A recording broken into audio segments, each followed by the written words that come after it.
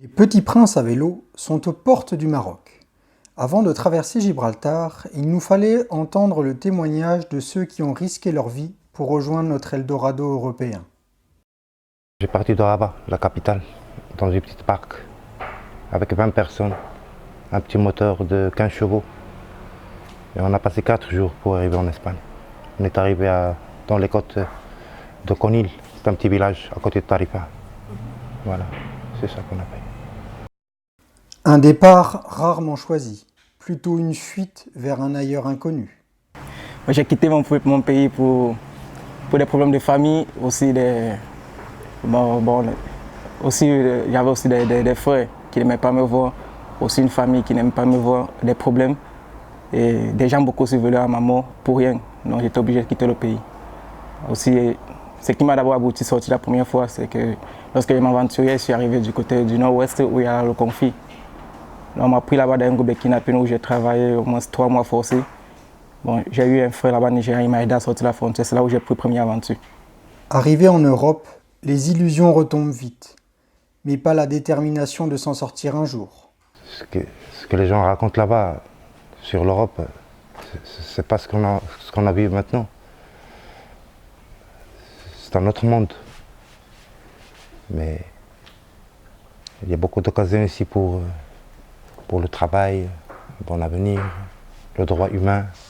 On a beaucoup souffert pour arriver ici là, et on va continuer à batailler jusqu'à réussir. On ne doit pas baisser toujours les bras. Même si l'Europe est dure, même si c'est pas... On sait quand même que ce qui était plus difficile c'était l'Afrique, on a quitté l'Afrique, maintenant on est en Europe. C'est vrai, le début c'est un peu difficile, mais on espère que la fin ça ira mieux.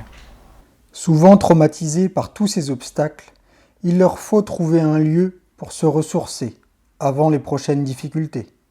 La maison Cardine, c'est une maison famille. On vit ici comme en famille. Ils nous aident. Il y a des psychologues, des enseignants. Ils veillent sur nous.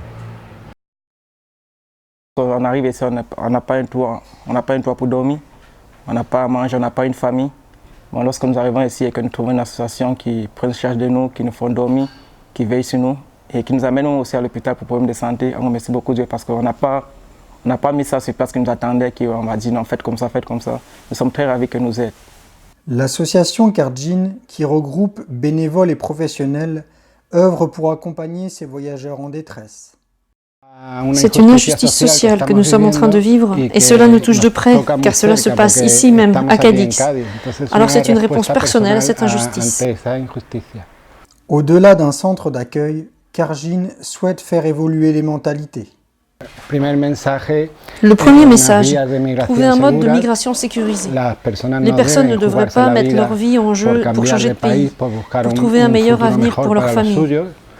Et l'autre message est que si nous les accueillons, si nous leur permettons d'entrer en Europe, ce soit avec toutes les possibilités, légalement, elles devraient se trouver au même niveau que nous, les Espagnols. Et si ce n'est pas le cas, nous devons changer les lois. Ce que nous ne pouvons pas faire, c'est de les laisser entrer et après dire « Non, non, toi tu entres, mais sans papier, tu es dans l'illégalité ». Cela n'a pas de sens. Rencontrer ces migrants voyageant à vent contraire nous fait prendre beaucoup de recul sur notre monde, décidément très très bizarre. Nous avons plus ou moins le même nombre de migrants cette année que l'an dernier et les années précédentes.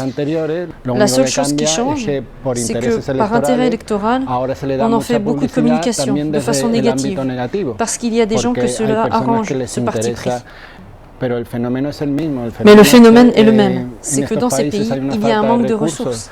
Et je vais seulement évoquer la conférence de Berlin en 1889, quand les nations européennes se sont réparties l'Afrique sans les Africains. Et elles se sont emparées des ressources, en plus des personnes. On ne va pas y revenir, mais c'est évident que ces ressources ne sont plus disponibles pour les peuples eux-mêmes. Elles sont accaparées par les entreprises multinationales qui se sont installées pour absorber l'économie de ces pays.